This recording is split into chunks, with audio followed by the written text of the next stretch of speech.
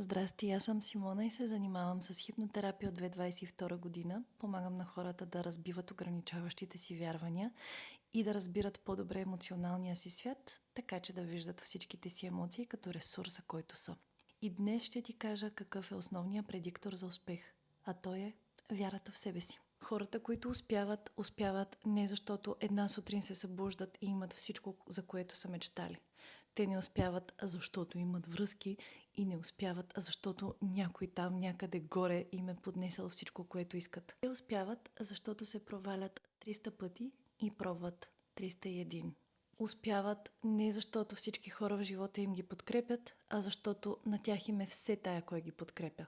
Те имат собствената си подкрепа. И успяват, защото наистина знаят как да стоят зад себе си. Ти си готов да влезеш в клуба на успешните хора. В сайта ми loversof.life, секция магазин, ще откриеш медитация, посветена на вярата в себе си.